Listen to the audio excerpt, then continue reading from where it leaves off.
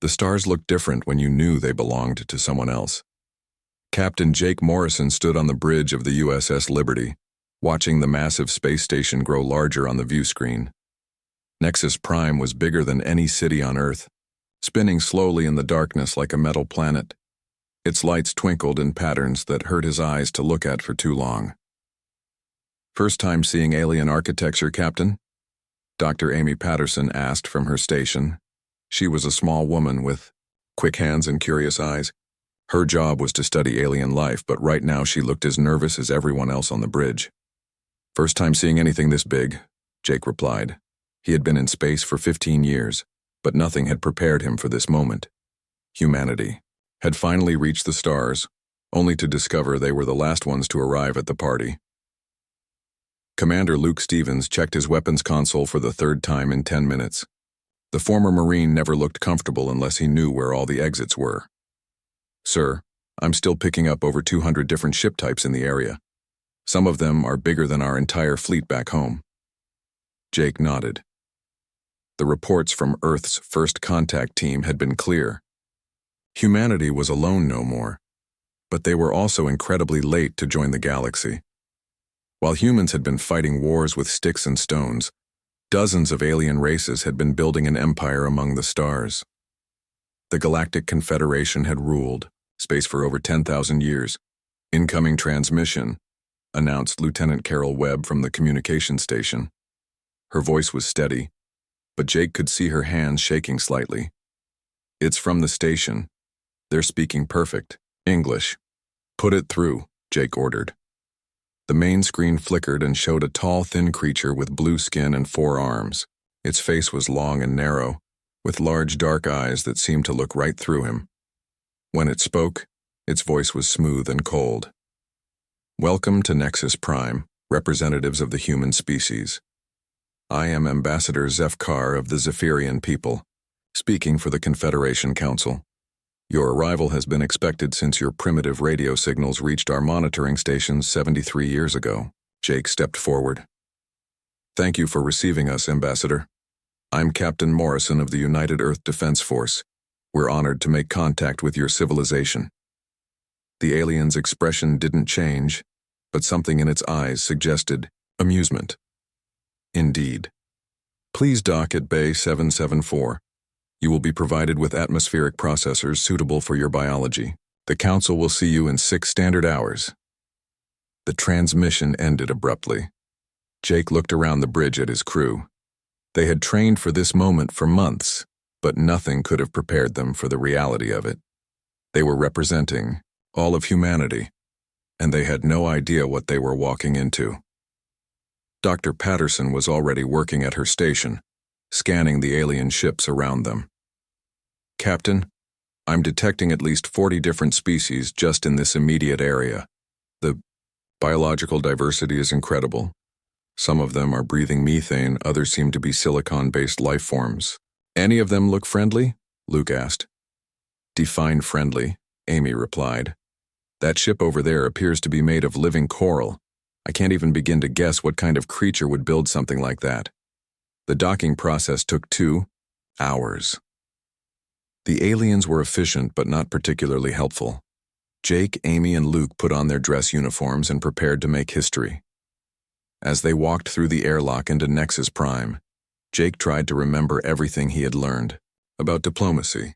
The station was even more overwhelming from the inside. The corridors were huge, designed to accommodate creatures of all shapes and sizes. Jake saw beings that looked like walking trees, others that floated in bubbles of liquid, and some that were just collections of lights that moved together in patterns. The air smelled of 1,000 different worlds. Ambassador Zefkar met them at what appeared to be a reception area. Up close, the alien was even more imposing. It stood nearly 8 feet tall, and its 4 arms moved independently as it gestured for them to follow. "Your species is young," the ambassador said as they walked through corridors filled with alien art and technology. "Most races achieve faster than light travel within 5,000 years of developing fire. Humans took nearly 12,000. This is quite unusual." Luke bristled at the comment, but Jake kept his voice level. "We like to be thorough." "Indeed.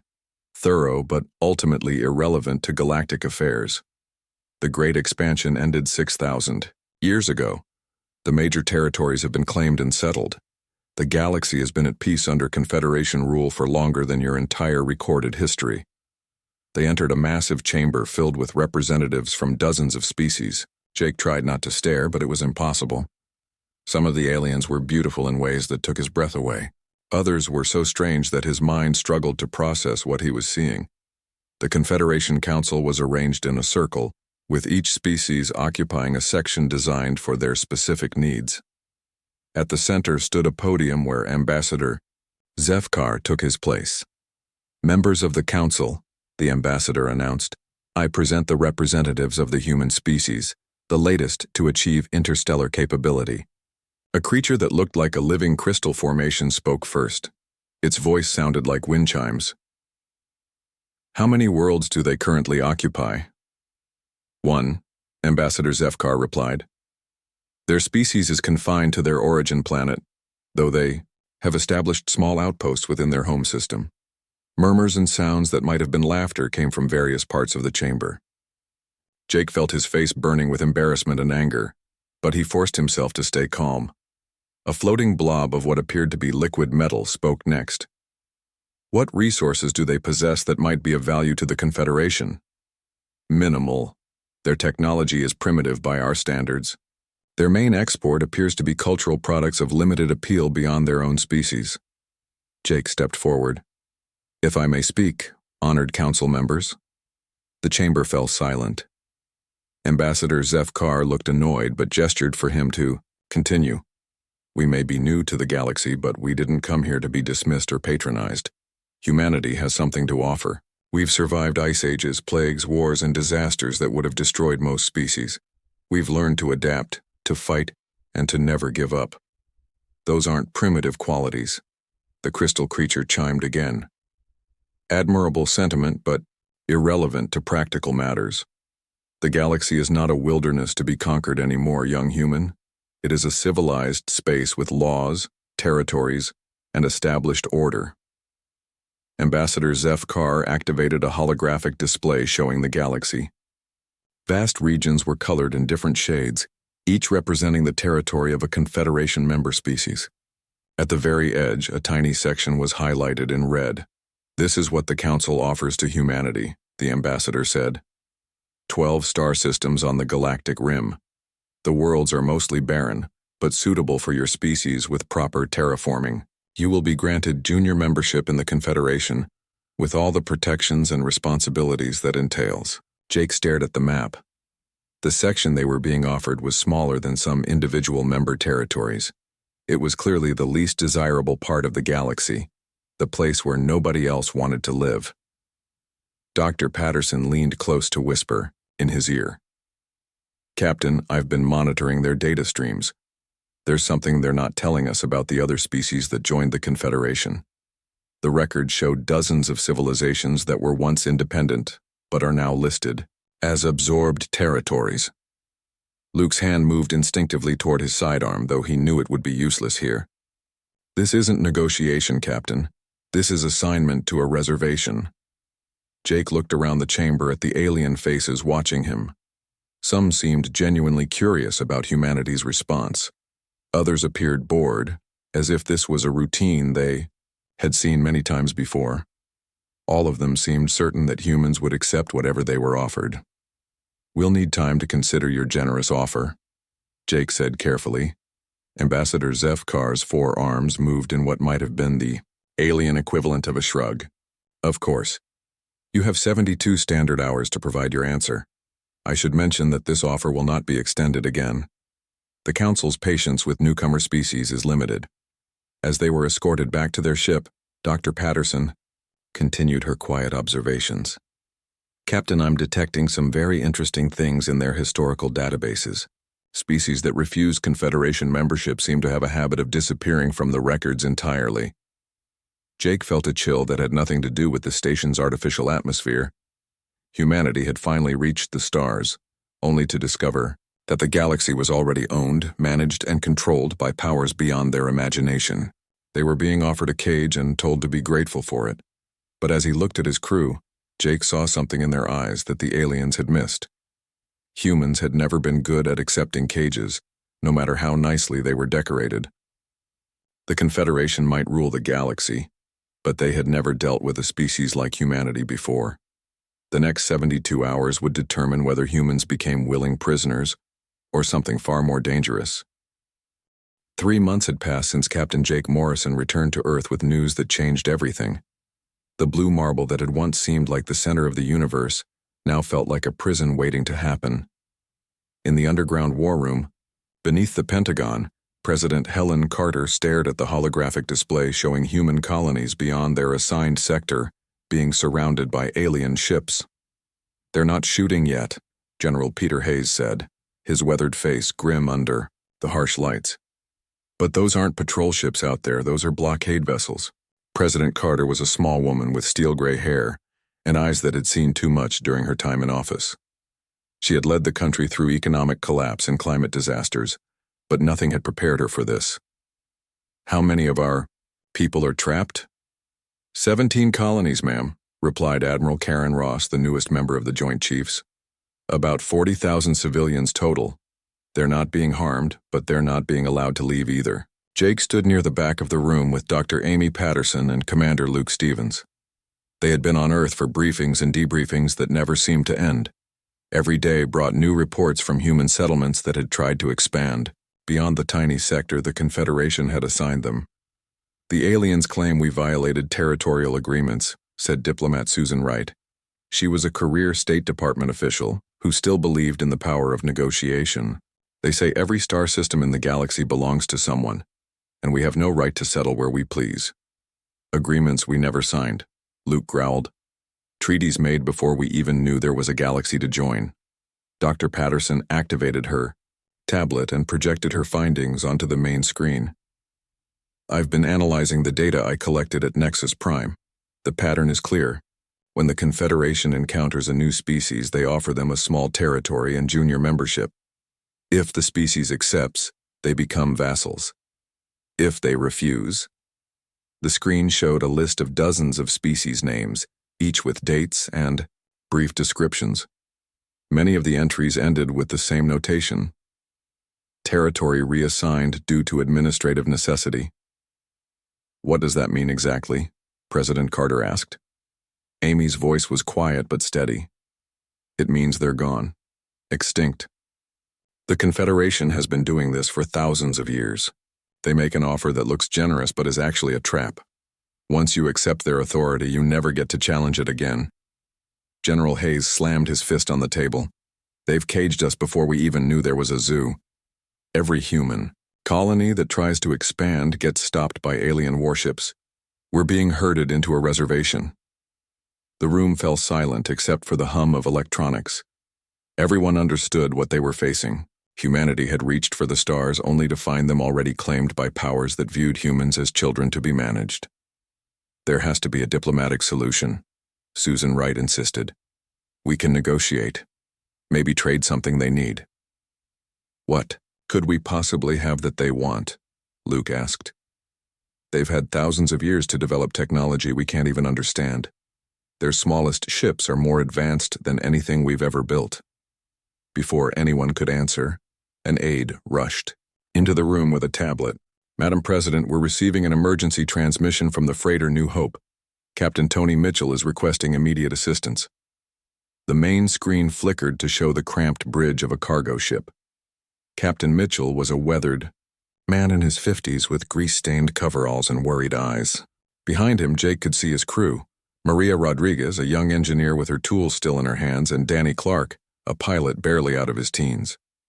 "This is Captain Mitchell of the New Hope," the transmission began. "We're currently being held by Confederation forces in the Kepler system. They're calling it unauthorized resource extraction, but we were just mining asteroids in what we thought was unclaimed space." The transmission was interrupted by static. Then Mitchell's voice came back, more urgent now. "They're taking us to some kind of processing station. I don't know what they plan to do with us, but I wanted someone to know what happened in case we don't make it back." The screen went dark. President Carter turned to Admiral Ross. How long would it take to get a rescue mission to Kepler? 6 weeks minimum, ma'am. But we'd be going up against alien technology with ships they could probably disable just by looking at them. Jake stepped forward. Madam President, if I may, the Confederation isn't just containing us, they're testing us. They want to see how we react when they take our people. What kind of test? President Carter asked. The kind that determines whether we fight back or roll over and accept whatever they do to us. Dr. Patterson pulled up another display.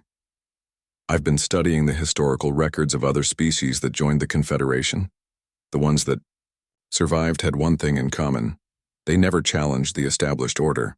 They accepted their assigned territories, followed Confederation law, and gradually lost their independence. And the ones that didn't survive? General Hayes asked. They fought back, Amy said simply. Every species that tried to resist Confederation, control was eventually classified as a rogue civilization and dealt with accordingly. Luke walked to the display showing human colonies. Red dots marked the settlements that were currently blockaded. So our choice is simple. Submit to alien rule or face extinction. Susan Wright shook her head. There has to be a third option. We can't just give up on diplomacy. We already tried diplomacy, Jake said. I sat in that chamber and listened to them discuss us like we were animals to be put in a zoo. They don't see us as equals. They see us as a problem to be solved. President. Carter studied the faces around the table. Each person represented a different aspect of humanity's response to this crisis.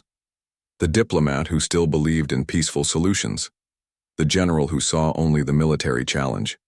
The scientist who understood the terrible scope of what they faced. The explorer who had seen their contempt firsthand. What do you recommend, Captain Morrison? She asked. Jake took a deep breath. We start building ships, ma'am. Real warships, not exploration vessels. We prepare for the possibility that diplomacy isn't going to save us. You're talking about war with a civilization that spans the galaxy, Susan Wright protested. It would be suicide. Maybe, Luke said. But Americans have never been good at accepting cages, even pretty ones. Admiral Ross activated another display showing Earth's current military assets. Our entire space fleet consists of 12 ships, most of them designed for exploration and research. The Confederation has thousands of vessels, each one more advanced than our best technology. Numbers aren't everything, General Hayes said. David beat Goliath. The American Revolution succeeded against impossible odds. Sometimes the smaller force wins because they're fighting for something the bigger force doesn't understand. Dr. Patterson looked up from her tablet. I've been analyzing the biological data I collected from Confederation species. They're all highly specialized. Each race evolved for specific environments and developed along very narrow paths. Humans are different. How so? President Carter asked. We're adaptable. Most species in the Confederation are perfect at one thing. We're pretty good at everything. That might be an advantage they're not expecting. Jake thought about Captain Mitchell and his crew, somewhere in alien custody for the crime of trying to build a life among the stars. He thought about the 40,000 colonists trapped in blockaded settlements waiting to see if Earth would abandon them or fight for them. Madam President, he said, I request permission to return to space. Not for diplomacy this time, but to gather intelligence on Confederation military capabilities. That sounds suspiciously like preparation for war, Captain. Yes, ma'am, it does. President Carter was quiet for a long moment. Outside the bunker, life on Earth continued as normal. Most people still didn't fully understand what first contact meant for humanity's future. They would learn soon enough. Admiral Ross, she said finally, I want you to begin planning for a rapid expansion of our space fleet. General Hayes, start working on contingency plans for defending our colonies. Dr. Patterson, continue your analysis of alien biology and technology. She turned to Susan Wright. Keep trying diplomacy, but prepare for the possibility that it won't work. Finally, she looked at Jake. Captain Morrison, you have permission to gather intelligence, but be careful. If you're right about this being a test, then our response is being watched very closely. As the meeting broke up, Luke walked beside Jake toward the exit. You really think we can fight them? Jake remembered the alien faces in the Confederation Council chamber, so certain of their superiority, so convinced that humans would accept whatever scraps they were offered. I think they've never faced a species like us before. They're used to dealing with civilizations that follow rules and accept authority, and we don't, Jake smiled grimly. Luke, we're the descendants of people who fought the most powerful empire in the world because they didn't like paying taxes on tea. We're the species that looked at an impossible frontier and decided to cross it anyway. The Confederation thinks they know how this story ends, but they don't. No, Jake said, watching Earth's blue sky through the bunker's small windows. They have no idea what they've just woken up. The mining colony on Kepler 7 had been quiet for 3 days when the Confederation ships arrived. Colonel Ryan Murphy watched through his binoculars as the alien vessels descended from orbit like silver teardrops against the red sky. He counted 12 ships, each one larger than anything humanity had ever built. How many people are we talking about evacuating? Asked Lisa Thompson, the colony's chief mechanic. She was a tough woman in her 40s who could fix anything with moving parts, but even she looked nervous watching the alien fleet approach. About 800 civilians, Ryan replied, plus whatever military personnel we can scrape together. Andy Johnson, the communications specialist, looked up from his equipment. Sir, I'm picking up a broadcast from the lead ship. They're demanding immediate surrender of the colony for illegal occupation of Confederation territory. Ryan had been a Marine for 20 years before retiring to help build humanity's first real colony beyond Earth. Kepler 7 was supposed to be their new home, a place where humans could spread out and grow without the overcrowding and pollution of the home world. Now alien ships were treating it like a crime scene. Send a reply, Ryan ordered. Tell them this is sovereign human territory established under the Colonial Expansion Act of 2384. We're not going anywhere. The alien response came within minutes. The lead ship fired a single beam of energy that turned a nearby mountain into glass. The message was clear without words. They want us to be afraid, Ryan said to his small group of defenders. Besides Lisa and Andy, he had about 30 volunteers with hunting rifles and mining equipment. Against alien technology, they might as well have been carrying sharp sticks. Aren't you afraid? Asked Carl Davis, a farmer who had come to Kepler 7 to grow crops in the rich soil. He was holding an old shotgun like it might actually help. Terrified, Ryan admitted. But fear never stopped Americans from doing what's right. The aliens gave them 1 hour to evacuate. Ryan used the time to set up defensive positions around the colony's main buildings. It wasn't much, but it was better than nothing. Nancy Phillips, a former teacher who had been running the colony's school, approached with a group of children. Colonel, the kids want to help. They know the mining tunnels better than anyone.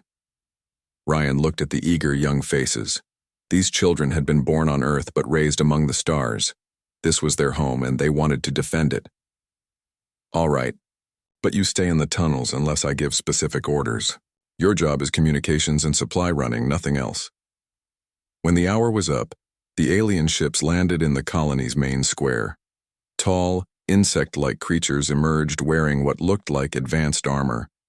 They moved with mechanical precision, clearly expecting no resistance from primitive humans. The first shot came from Carl Davis, who had positioned himself in the grain silo. His shotgun blast didn't penetrate the aliens' armor, but it got their attention. The creatures spun toward the sound, raising weapons that hummed with energy. Ryan's voice crackled over the radio network Nancy had set up using the children as relay points. All units, fire at will, make every shot count. What followed wasn't really a battle. The aliens had superior weapons, armor, and training, but they had never fought humans before, and humans had been fighting desperate battles for thousands of years. Lisa Thompson had rigged explosive charges throughout the colony's power plant. When the aliens tried to shut down the human communications, she detonated the charges and took out half their assault team. The explosion lit up the red sky like a second sun. Andy Johnson used his communications equipment to jam the aliens' coordination frequencies. He had studied their signals during the 3-day standoff and found weaknesses in their communication protocols. Without clear orders, the alien units began operating independently, instead of as a coordinated force. The children proved invaluable as messengers and scouts. They knew every tunnel, cave, and hiding spot on the planet.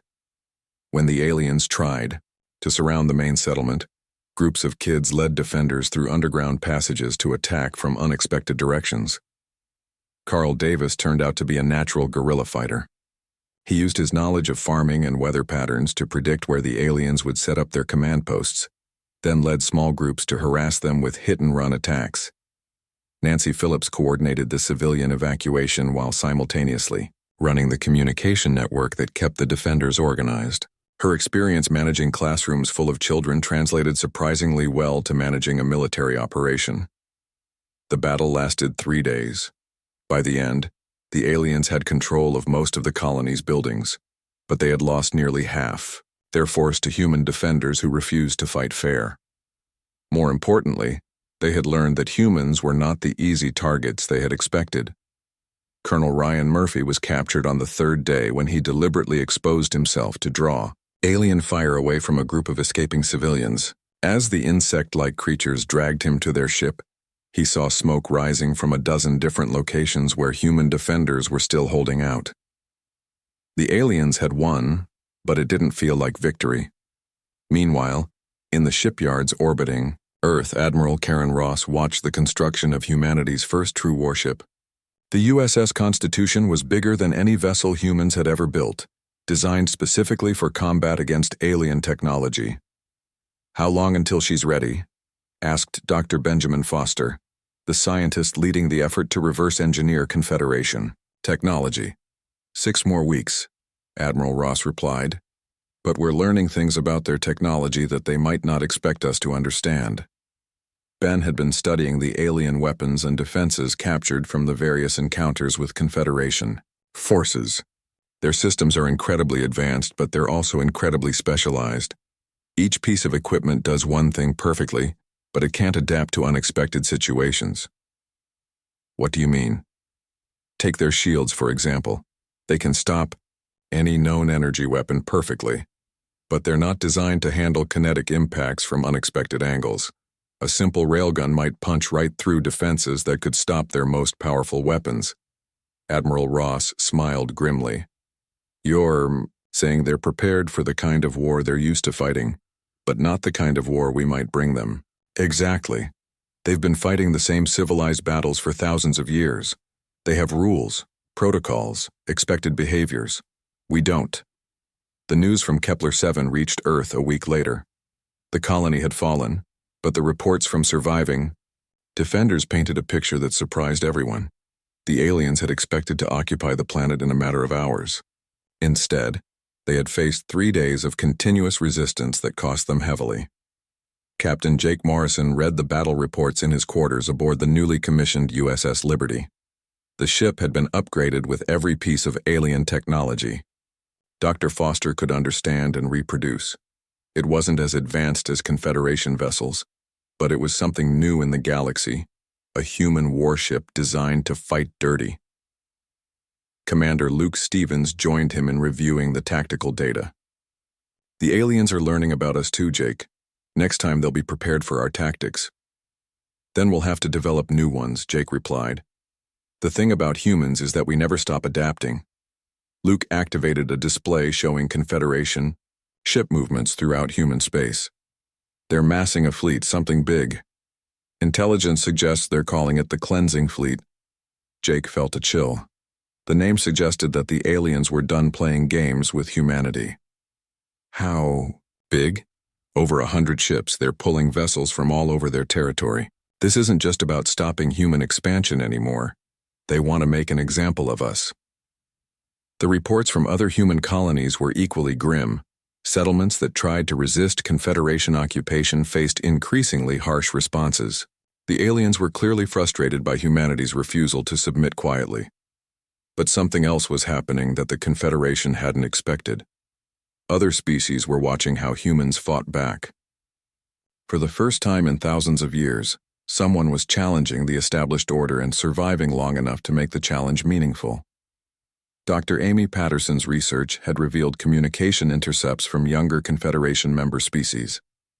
Many of them were asking questions about their own status in the galactic hierarchy. If humans could resist, why couldn't they? President Helen Carter called an emergency meeting of the Defense Council. The holographic display showed the massive alien fleet moving toward human space like a storm cloud of destruction. "They're not coming to negotiate," General Peter Hayes said grimly. "This is an extermination fleet. They've decided that humanity is too dangerous to be allowed to exist." "How long do we have?" President Carter asked. 3 weeks, maybe 4. They're taking their time, probably gathering intelligence on our new defensive capabilities. Jake stood up from his position at the back of the room. "Madam President, request permission to take the Constitution and whatever escort ships we can manage to intercept this fleet before it reaches Earth." "That would be suicide, Captain. 100 alien ships against what, 5 of ours?" "Maybe," Jake replied. "But if we wait for them to reach our colonies, it definitely will be. At least in deep space we have room to maneuver." The USS Constitution cut through space like a knife through black silk, leading a small fleet of human warships toward the largest alien armada in galactic history. Captain Jake Morrison stood on the bridge, watching the tactical display show the approaching Confederation forces. 137 ships, each one capable of destroying entire planets. "Contact in 6 hours," reported Commander Luke Stevens from the weapons console. The former Marine had spent the last month learning every detail of their new military technology. "Dr. Foster's chaos field generators are online and ready." Jake nodded, trying to look more confident than he felt. Behind the Constitution followed the destroyers USS Yorktown and USS Lexington, along with 10 smaller patrol craft. 13 human ships against an alien fleet that had been clearing inconvenient species from the galaxy for thousands of years. "Captain Morrison," came a voice from the communication station. It was Lieutenant Tom Phillips, their intelligence officer. "I'm receiving a transmission from within the Confederation fleet. It's not coming from the command ship." Jake frowned. "Put it through, but keep it encrypted." The main screen flickered to show a creature Jake had never seen before. It looked like a cross between a bear and a lizard, with intelligent eyes that seemed desperate. "Human vessels," the creature said in broken English. "I am Captain Vorth, of the Kellerian people. My ship serves the Confederation, but my heart does not. We have watched your resistance with great interest." Luke stepped closer to the screen. "You're risking everything by contacting us." "Yes, but for the first time in 800 years, someone fights back against the Council. My people were forced into the Confederation when I was young. We were told we would be partners, but we became slaves. Many ships in this fleet carry crews who remember freedom." Jake felt a spark of hope. "How many ships are we talking about?" "Perhaps 20, maybe more. We cannot fight openly, but when the battle begins, we will not fight as hard as we should. Some of us may even switch sides if the moment is right." The transmission ended abruptly as the alien ship rejoined the formation. Jake looked around, the bridge at his crew. They had been preparing for a desperate last stand, but now there was a possibility of something more. "Captain," Dr. Benjamin Foster's voice came over the intercom from the engineering section. "The chaos field generators are calibrated and ready. I've never tested them in actual combat, but the theory is sound." "What exactly will they do, Doc?" "They'll make our weapons and defenses completely unpredictable. The aliens base all their tactics on mathematical certainty. When they scan our ships, their computers should get readings that make no sense. They won't know what we're capable of until we actually use it." Admiral Karen Ross's voice crackled over the fleet communication channel from her position aboard the Yorktown. "All ships, this is Admiral Ross. In 1 hour, we'll be in weapons range of the largest military force in galactic history. They expect us to surrender or die quickly. We're going to disappoint them." Jake activated the ship-wide communication system. "Attention, crew of the Constitution. In a few hours, we're going to fight a battle that will determine whether humanity has a future among the stars. The aliens think they know how this will end because they've done it before with other species, but they've never fought Americans." On the destroyer Lexington, Captain Frank Miller was giving his own speech to his crew. Miller was a veteran of the Mars colonial wars, a man who understood desperate battles. The enemy has better ships and more experience, but they don't have what we have. They don't have the spirit that drove our ancestors to cross oceans and continents when everyone said it was impossible. Captain Jennifer Walker of the Yorktown was addressing her crew as well. She was the youngest ship captain in the fleet, but she had earned her position through brilliance and determination. We're not just fighting for ourselves. We're fighting for every species in the galaxy that has been forced to accept Confederation rule. Today, we show them that resistance is possible. The Confederation fleet moved into attack formation with mechanical precision. Their ships were works of art, sleek and deadly, each one a masterpiece of technology refined over millennia. At the center of the formation was the massive command vessel, a ship the size of a small moon. "They're hailing us," Lieutenant Phillips reported. "Put it through." The screen showed Ambassador Zefkar, the same alien who had offered humanity their cage at Nexus Prime. His forearms moved in what might have been amusement. "Captain Morrison, I had hoped your species would be more reasonable. The Council offered you a place in the galactic community, but you chose violence instead. You offered us a reservation," Jake replied. "Americans don't do well with reservations." "Indeed. Your primitive aggression is exactly why your species cannot be allowed to spread. You will surrender immediately or be destroyed. There will be no negotiation." "Then you don't know us very well," Jake said, and cut the transmission. The battle began with a coordinated attack from the Confederation fleet. Energy beams that could melt asteroids lanced out toward the human ships, but something strange happened. The beams bent and scattered as they hit the chaos field generators, creating spectacular light shows but doing no damage. "Impossible," Admiral Ross muttered over the communication channel. "Their weapons should have cut right through us." Dr. Foster's excited voice came over the intercom. "The chaos fields are working perfectly. Their targeting computers can't compensate for quantum uncertainty. They literally cannot predict where our ships are going to be." Jake grinned fiercely. "All ships attack pattern Delta. Let's show them what unpredictable looks like." The human fleet scattered in directions that made no tactical sense. The Constitution dove below the alien formation while the destroyers attacked from opposite flanks. The smaller patrol craft weaved between the larger enemy ships like minnows, swimming among whales. The Confederation ships tried to respond, but their perfect formations became a liability. They had trained for thousands of years to fight enemies who followed logical tactical patterns. Humans didn't. Captain Walker's Yorktown appeared to be retreating when it suddenly reversed course and fired a full spread of missiles into the side of a Confederation cruiser. The alien ship's shields absorbed most of the impact, but the unexpected attack left it vulnerable to follow-up strikes from patrol craft.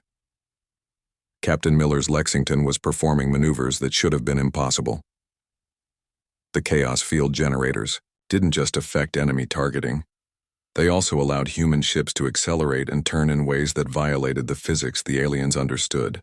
Miller used this advantage to dance between enemy ships, firing continuously while never staying in one place long enough to be targeted effectively. Jake brought the Constitution straight up the middle of the enemy formation, weapons blazing. The alien ships fired everything they had at the human flagship, but the chaos fields turned their precise targeting into random guessing. Energy beams that should have destroyed the Constitution instead painted beautiful aurora effects across space. Captain Vorth was right, Luke observed, watching the tactical display. "Some of those Confederation ships aren't fighting as hard as they could. Look at that cruiser on the left flank. It's firing, but missing by wider margins than random chance would explain." The tide of battle began to turn when the first Confederation ship switched sides openly. Captain Vorth's vessel suddenly turned its weapons on its former allies, broadcasting a message in a dozen alien languages that translated to a simple concept: freedom. Within minutes, other ships began following Vorth's example. Species that had been forced into Confederation service for centuries saw their chance for liberation and took it. The perfect order of the alien fleet dissolved into chaos as ship after ship rebelled against their masters. But the battle was far from over. The core Confederation ships, crewed by species that had been rulers for millennia, fought back with desperate fury. They had never faced a real challenge to their authority, and they reacted with savage determination to crush this rebellion. Before it could spread, the command ship, massive and deadly, began moving toward the Constitution. Ambassador Zefkar's voice echoed across all communication channels. "Enough! You will all die for this insurrection." The giant vessel's weapons powered up, energy readings off every scale the humans had. This was the ship that had destroyed civilizations, the ultimate expression of Confederation power. Jake looked around his bridge at the crew that had followed him into this impossible battle. Dr. Foster was still fine-tuning the chaos field generators. Luke was calculating firing solutions for weapons that shouldn't have been able to scratch the enemy's paint. Lieutenant Phillips was coordinating with the rebel alien ships, building an alliance that would have been unthinkable hours before. "All ships," Jake announced over the fleet channel. "We've gotten their attention. Now let's show them what happens when you threaten Americans and their friends." The Constitution accelerated toward the massive command ship, leading a mixed fleet of human vessels and alien rebels. Behind them, the galaxy watched as the established order that had ruled for thousands of years faced its greatest challenge. The final phase of the battle was about to begin, and nobody knew how it would end. But for the first time in galactic history, the massive Confederation command ship filled the view screen like a metal planet, its weapons charging with energy that could crack worlds. Captain Jake Morrison watched the power readings climb beyond anything the human fleet had ever faced. Around the Constitution, ships from a dozen different alien species flew alongside human vessels, all united by a single idea that had been forbidden in the galaxy for thousands of years: the right to be free. "Captain Vorth is coordinating the attack wings," reported Lieutenant Tom Phillips from his station. 37 ships have joined our side, with more switching every minute. The rebellion is spreading faster than the Confederation can control it. Commander Luke Stevens studied the tactical display with grim satisfaction. The command ship is trying to maintain formation with its loyalist vessels, but they're having to fire on their own former allies. Their perfect order is falling apart. Dr. Benjamin Foster's voice came over the intercom from engineering. "Captain, I'm reading massive energy buildup in that command ship. Whatever they're charging up, it's big enough to destroy our entire fleet." Jake opened the communication channel to all ships. "All vessels, this is Morrison. The big ship is preparing something nasty. We need to hit it now before it can fire." The response came from voices speaking dozens of different languages, but the message was the same in all of them: attack. The combined fleet of rebels and humans rushed toward the command ship like a swarm of angry insects attacking a giant. Energy beams and missile volleys lit up space in a display of firepower that had never been seen before in galactic history. But the command ship's shields held, absorbing punishment that would have destroyed any other vessel. "Direct hit on their forward shields," called out Captain Frank Miller from the Lexington. "No significant damage. This thing is built like a fortress." Ambassador Zefkar's face appeared on every screen in the attacking fleet. His forearms moved with rage as he spoke. "Foolish creatures, you cannot destroy what has ruled the galaxy since before your ancestors learned to make fire. This ship has ended civilizations. It will end yours as well." The command ship's main weapon began to glow with deadly light. Energy readings spiked to levels that hurt to look at. Whatever was coming would turn the entire area of space into a killing field. That's when Dr. Amy Patterson's voice crackled over the communication system from Earth. "Jake, I've been analyzing the data from your battle. I found something in the Confederation archives about their command ships. They have a weakness." "We're a little busy right now, Amy," Jake replied as the Constitution dodged a massive energy beam that turned a nearby asteroid into vapor. The command ships were built using technology from extinct species. The Confederation absorbed their knowledge when they destroyed them. But one of those species left a backdoor in the technology, a way to shut down the ship's main systems if the right frequency is transmitted. Luke looked up from his weapons console. "What frequency?" "It's not a radio frequency. It's a quantum resonance pattern. The chaos field generators can produce it, but you have to get close to the command ship's main reactor." Jake felt his heart sink. How close? Close enough to dock with it. The command ship's main weapon reached full charge. The energy readings were beyond anything in the human databases. When it fired, everything within 1,000 kilometers would simply cease to exist. All ships scatter pattern Omega, Jake ordered. Get as far away from that thing as possible. But instead of scattering, Captain Vorth's ship accelerated toward the command vessel. Human friends, the alien captain's voice came over the communication channel. My people have been slaves for 800 years.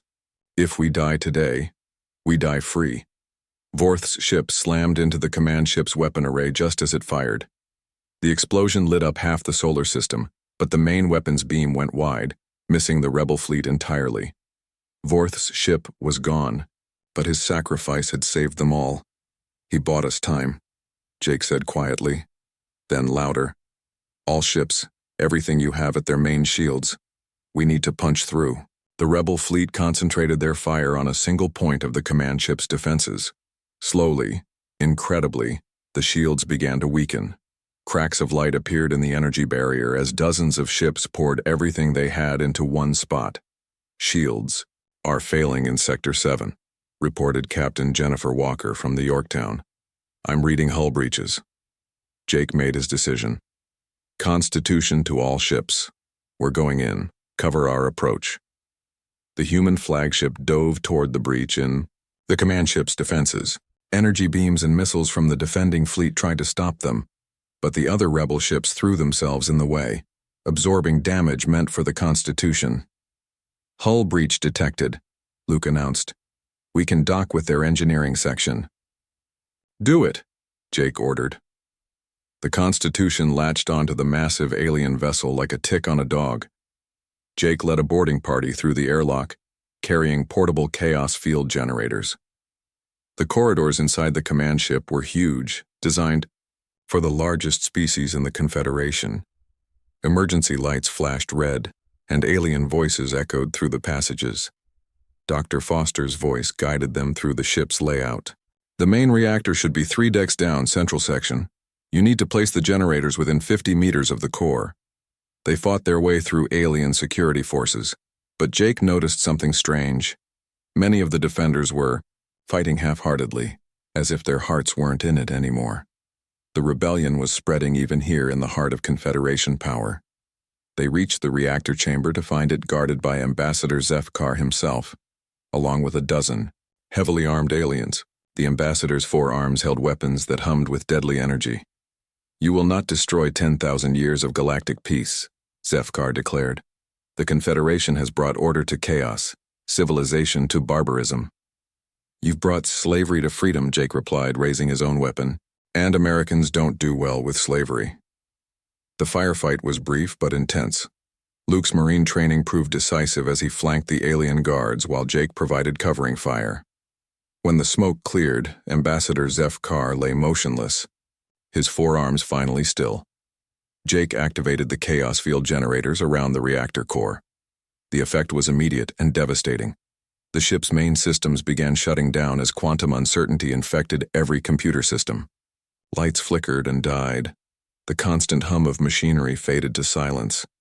It's working, Dr. Foster's voice came over the radio. The command ship is dead in space. All its weapons are offline. But Jake barely heard him. He was staring at a wall display that showed the wider battle. Across the galaxy, the rebellion was spreading like wildfire. Species that had been forced into Confederation rule for millennia were rising up. Ancient grievances and suppressed dreams of freedom were erupting on 1,000 worlds. The perfect order that had ruled the galaxy for 10,000 years was collapsing. Back on Earth, President Helen Carter watched the reports flooding in from across human space. The Confederation's fleet was in full retreat, their command structure shattered. But more importantly, their authority was broken. Once people saw that the mighty Confederation could be defeated, the illusion of their invincibility disappeared forever. Madam President, General Peter Hayes said with something like awe in his voice, we're receiving surrender requests from Confederation forces across 7 sectors. They're asking for terms. What kind of terms? President Carter asked. Want to know if we'll accept them into what they're calling the Free Galaxy Alliance. They're using our own words against them. 5 years later, Jake Morrison stood in the same chamber on Nexus Prime where Ambassador Zefkar had once offered humanity a cage. But now the chamber looked very different. Instead of a rigid hierarchy with the oldest species at the top, representatives from hundreds of worlds sat as equals. The Galactic Constitution, based on principles from the American founding documents, hung on the wall in dozens of languages. President Carter, now elected as the first president of the Free Galaxy Alliance, was giving her inaugural address.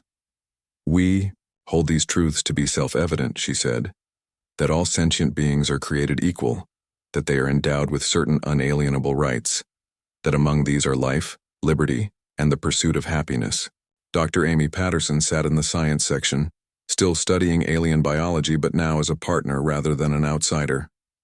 "Jake," she whispered, "look at the attendance roster. Over 400 species are represented here.